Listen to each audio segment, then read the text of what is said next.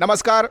गेल्या काही दिवसापासून CWC news Rajaram Patil sir आणि देवकामाता मंदिर ट्रस्टचे ट्रस्टी, त्याचप्रमाणे घनसोलीतील ग्रामस्थ आणि समस्त आगरी कोळी भंडारी ईस्ट इंडियन, त्याचप्रमाणे देवकामाता यांचे भाविक यांनी जो काही लढा दिला होता त्या लढ्याला आज यश प्राप्त झालेलं आहे. साधारणपणे 12 डिसेंबर 2025 दुपारी 12 वाजता म्हणजे साधारणपणे सकाळी 11 वाजल्यापासून सिडकोमधील काही भ्रष्ट अधिकारी यांनी बिल्डरांच्या संगमताने देवकामाता मंदिराची साधारणपणे 64 गुंठे जागा हडपण्याचा डाव रचला होता. त्याचप्रमाणे त्यांनी या साधारण सर्व बाजूला पत्र्याचं शेड देखील उभा केलेलं होतं. अशा परिस्थितीमध्ये देवकामाता मंदिर ट्रस्टचे ट्रस्टी यांनी त्याला विरोध केलेला होता. तो विरोधाचा व्हिडिओ देखील आपण सोशल मीडियावरती अपलोड केलेला आहे. या व्हिडिओला साधारणपणे 5 लाखाच्या वरती फेसबुक आणि यूट्यूबवरती सगळ्याच प्रेक्षक वर्गांनी पाहिलेला आहे आणि आपापल्या प्रतिक्रिया त्याच्यावरती व्यक्त केलेल्या आहे. आज मी जो हा व्हिडिओ बनवत आहे या व्हिडिओला कारण देखील तसंच आहे, कारण की कोकण विभागीय आयुक्त यांनी हे पत्र मला पाठवलेलं आहे.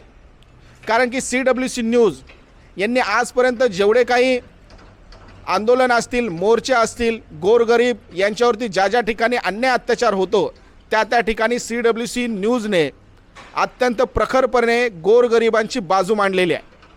आणि ही बाजू नुसती रस्त्यावरतीच मांडलेली नाही, तर त्या बाजूला कायदेशीर स्वरूप कसं प्राप्त होईल, कायदेशीर स्वरूप प्राप्त होताना कशा रीतीने न्याय मागायचा आहे, हे न्याय मागत असताना कुठे कुठे पत्रव्यवहार करायचा आहे, त्या टेक्निकल बाजू या संपूर्ण मला माहिती आहेत. आणि त्याच हिशोबामध्ये कोकण विभागीय आयुक्त यांनी आज मला पत्र पाठवलेलं आहे. आणि या पत्रामध्ये देवकामाता मंदिर ट्रस्ट यांना या 64 गुंठ्यांच्या बाबत स्पष्ट निर्देश दिलेले आहेत. या पत्रामध्ये नेमका कोकण विभागीय आयुक्त यांनी काय काय नमूद केलेलं आहे ते मी तुम्हाला वाचून दाखवणार आहे.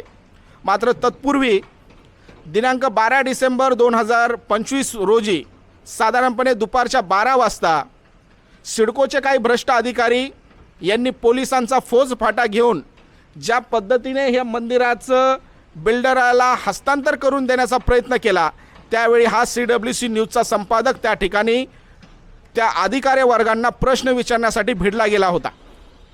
त्यावेळी सिडकोमधील भरत ठाकूर नावाचे जे कोणी अधिकारी होते, या अधिकाऱ्यांनी मला धक्काबुक्की करण्याचा प्रयत्न केला, मला बाहेर काढून देण्याचा प्रयत्न केला.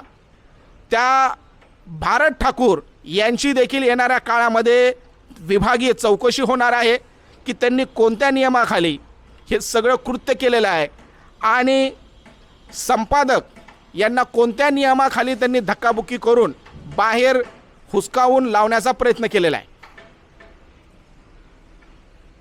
CWC न्यूज आजपर्यंत जे जे काही कार्य करत आलेले आहे त्याचं हे प्रतिरूप आपल्याला याच्यामधून दिसून येत आहे. नेमकं कोकण विभागीय आयुक्त यांनी काय पत्रामध्ये नमूद केले ते मी तुम्हाला सविस्तर सांगतो. साधारणपणे देवकामाता मंदिर यांची 64 गुंठे ही जागा आहे. हे मंदिर साधंसुधं मंदिर नसून साधारणपणे 1936 म्हणजेच भारत स्वतंत्र होण्यापूर्वीपासूनचं हे मंदिर आहे.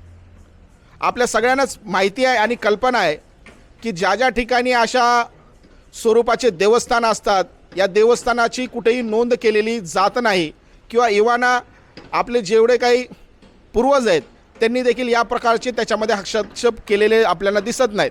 मात्र अपवाद देवकामाता मंदिर ट्रस्टच्या संदर्भामध्ये हे सगळे पुरावे आम्ही कोकण विभागीय आयुक्त असतील, स्थानिक आमदार आणि पालघरचे पालकमंत्री असणारे गणेश नाईक साहेब असतील यांना देखील पाठपुरवठा केला, मंदाताई म्हात्रे यांना केला, नवी मुंबई महानगरपालिकेचे आयुक्त यांना केला, त्याचप्रमाणे सिडकोचे आयुक्त, महाराष्ट्राचे मुख्यमंत्री, त्याचप्रमाणे 2 उपमुख्यमंत्री यांना देखील सगळ्यांना पत्रव्यवहार केलेला होता. आणि त्याच पत्रव्यवहाराचं हे स्वरूप आज प्राप्त झालेलं आहे.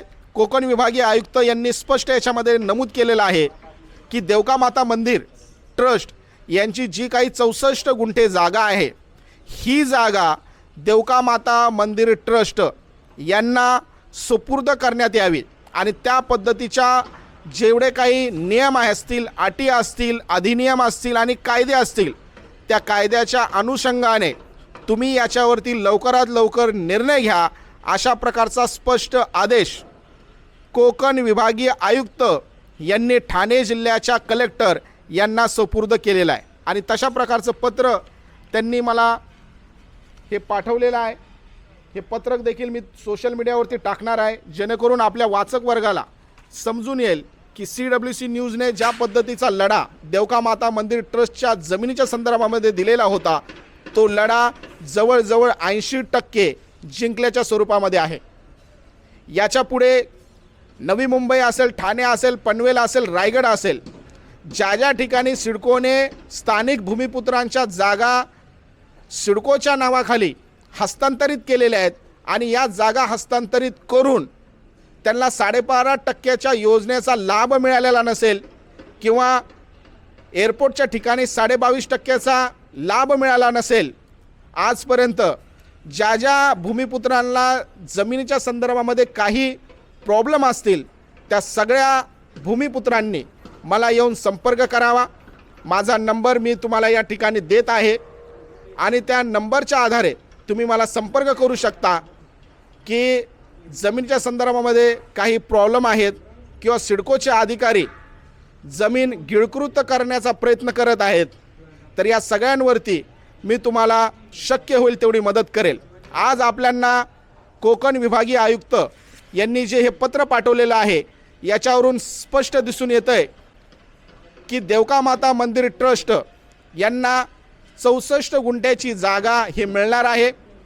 सिडकोच्या अधिकाऱ्यांनी हा जो प्लॉट बिल्डरला दिलेला आहे, तो प्लॉट येणाऱ्या कालखंडामध्ये रद्द करण्यात येणार आहे आणि पुन्हा एकदा देवका माता मंदिर ट्रस्टची जागा ही आईला मिळणार आहे, मंदिराला मिळणार आहे आणि या भव्य दिव्य स्वरूपामध्ये पुन्हा एकदा आपल्यांना आपला सण उत्सव हा साजरा करण्याला या ठिकाणी वाव मिळणार आहे. मी पुन्हा एकदा धन्यवाद देईन राजाराम पाटील सर यांचं, देवका माता मंदिर ट्रस्टचे ट्रस्टी, त्याचप्रमाणे घनसोलीमधील ग्रामस्थ आणि संपूर्ण देवका माता मंदिराच्या मध्ये येणारे भाविक वर्ग यांच्या पाठिंब्यावरती, त्यांच्या सत्कर्मावरती आज आपण ही लढाई जिंकलेली आहे. तथागत भगवान गौतम बुद्ध यांनी सांगितल्या पद्धतीने सूर्य, चंद्र आणि सत्य हे कधीच लपत नाही, त्याच पद्धतीने आज हे घडलेलं आहे. खूप खूप धन्यवाद.